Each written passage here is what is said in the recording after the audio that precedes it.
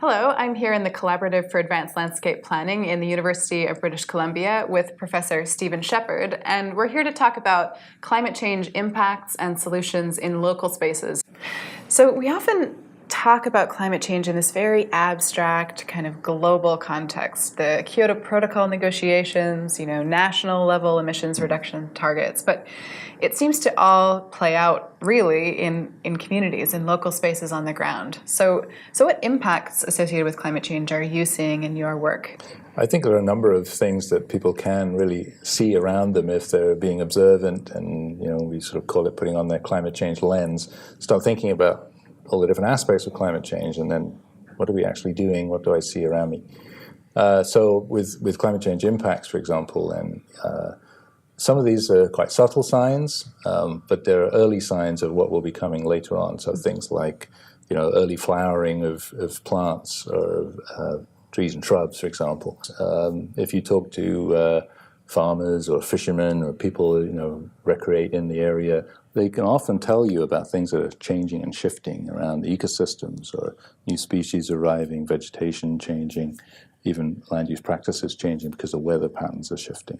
And I think the other thing that we should mention is that there are these indirect impacts that many communities have, but it may come from somewhere else. So droughts on the prairie or floods in Asia that affect the rice market and start driving up food prices. Well, you see that the next week in the prices of food in your grocery stores. And people don't relate that to climate change necessarily, but very often there's a link. Mm-hmm. And so we can imagine these kinds of economic shifts, cultural shifts, as things around the world start to change and get disrupted, then these will have impacts on us locally. At the global level, we talk about responses to climate change, often in the context of the Kyoto Protocol and allocating emissions reductions targets to various countries. But what are the tangible solutions, the actual strategies that communities are implementing right now to respond to climate change? So if you think about mitigation, what you're really trying to do is get away from these high carbon lifestyles, these high carbon communities that some of us live in, especially in the West, and reduce the key causes of climate change from, in developing countries, very often, the use of fossil fuels, the use of natural gas in homes, or coal-fired electricity, or just gasoline and petrol in cars. Mm-hmm. So you can see these signs of sort of the causes of climate change, and then people starting to reduce those causes and mitigate the impacts. So people getting out of their cars and walking to the bus stop is a common one in cities. And that's a major mitigation move that's being made. People retrofitting their homes, so trying to get away from large, inefficient homes where one family occupies a big floor plate. A lot of space heating has to go on.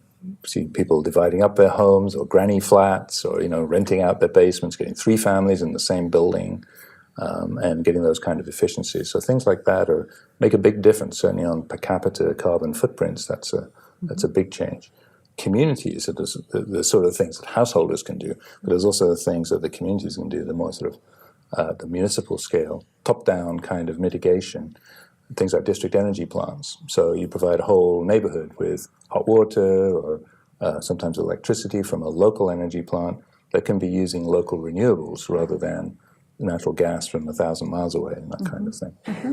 So what about adaptation at the local level? How does that play out in communities? I think they're a little harder to see. Sometimes they're just plain underground, and they're not particularly sexy. So we're talking about often things that have to do with water in the landscape and where it goes, and things like sizing drainage pipes and sewer pipes so they can take the expanded capacity from more intense rainstorms or runoff, things like that, which is not what most people like to spend their time thinking about. It may just look like a construction project, but a lot of that is already happening in many cities across the world.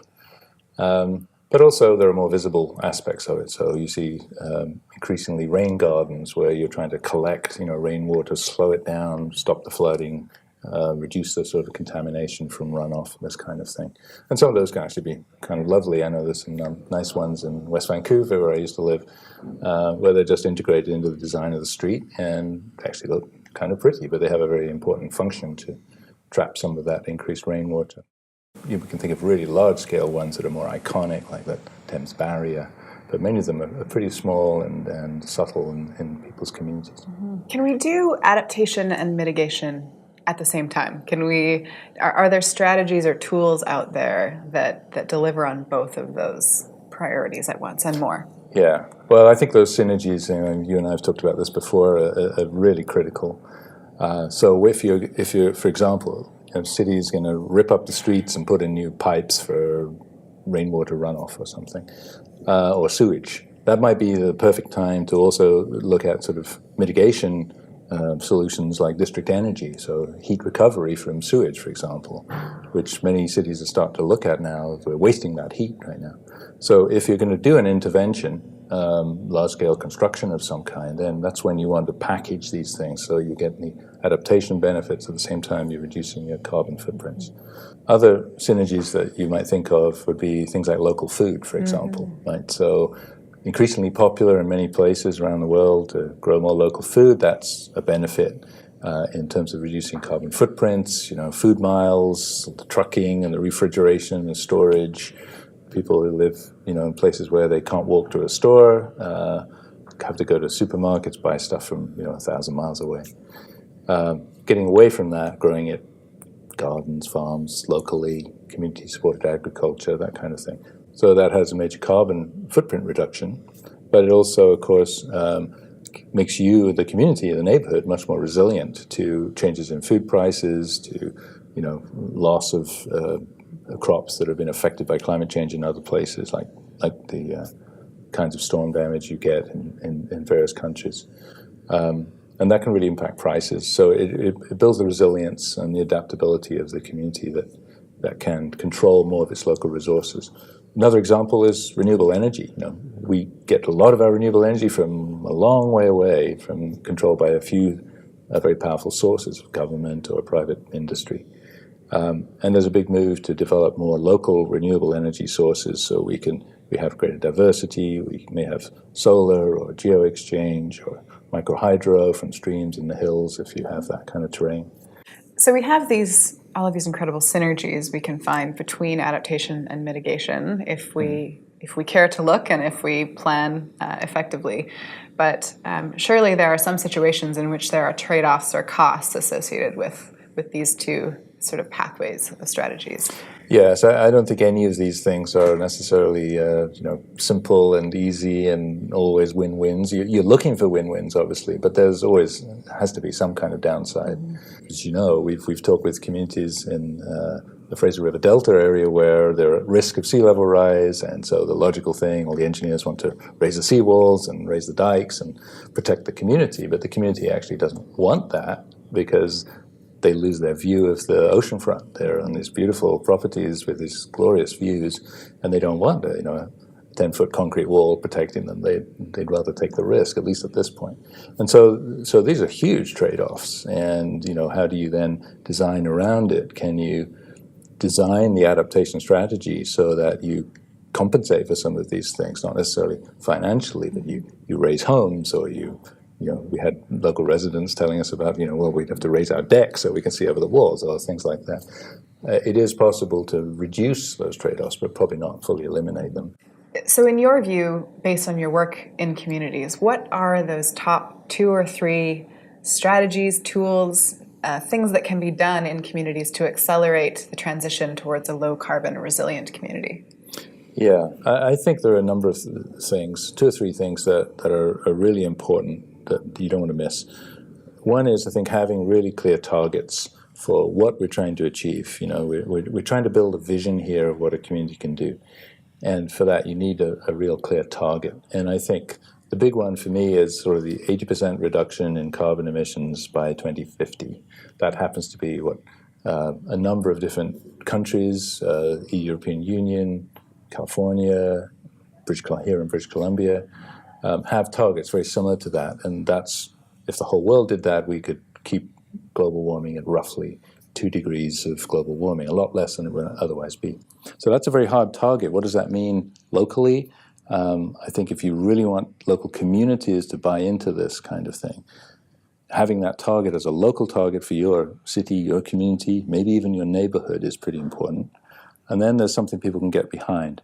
But I think the second big thing is you need a really good process to engage people in this. So it's not just government's job, it's or even the individual's job, it's people working together. So if you can have an engagement process where communities will work together, neighborhoods, to do both the adaptation and the mitigation actions and start think about what their options are. There are many choices to be made, right?